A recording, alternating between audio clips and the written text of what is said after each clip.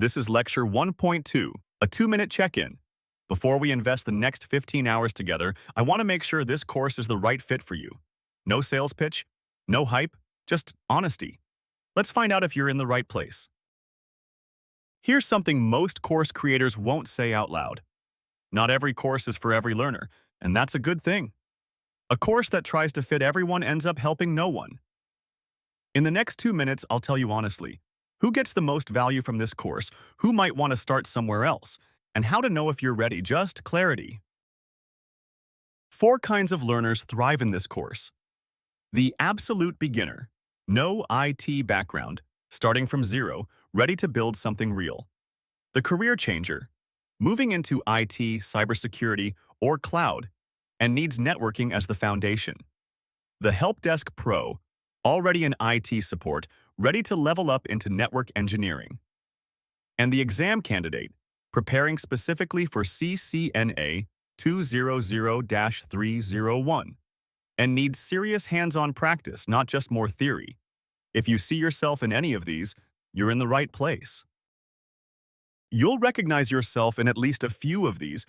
You want to understand how networks actually work, not just memorize acronyms. You prefer building over reading. You can commit 30 minutes a day consistently. You want a structured path from zero to CCNA ready. You value real skills that translate to real jobs, not exam shortcuts. And you're comfortable learning English technical terms. If 3 or more sound like you, you're exactly where you need to be. Now, the harder part, who this course is not for. I'd rather you stop here than regret later. If you want a shortcut to pass the exam without really understanding the material, there are cheaper dump-style courses. This isn't one. If you're looking for advanced CCNP or CCIE content, this course stops at CCNA 200-301.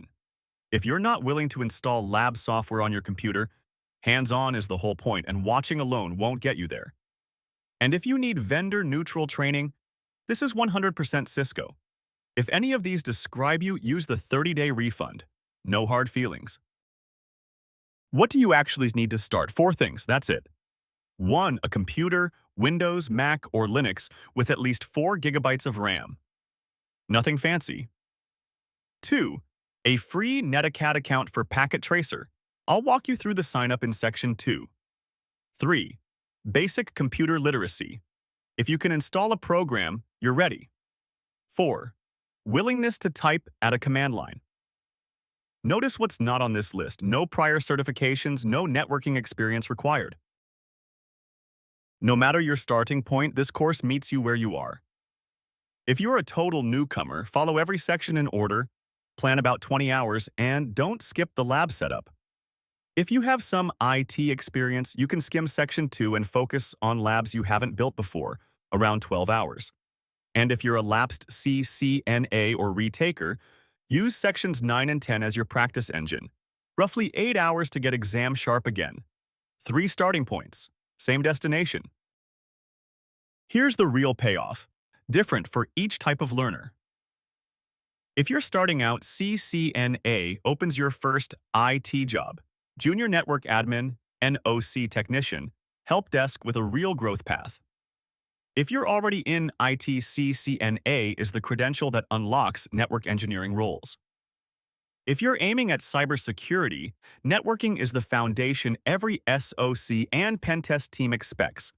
And if you're heading to cloud, AWS, Azure, GCP, they all build on CCNA knowledge. Same course, different doors, depending on where you want to go. Here's the only question that matters right now. Am I willing to open a lab tool and type my first command today? If your answer is yes, let's go. Move straight to Lecture 1.3, where we'll cover prerequisites and get your system ready. If you're not sure yet, that's okay. Keep watching Section 1. The clarity tends to come quickly once you see what's ahead. If you're still here watching this, you're already one step ahead of most people, because most people quit before they even begin. Next up, we cover exactly what you need before we install anything.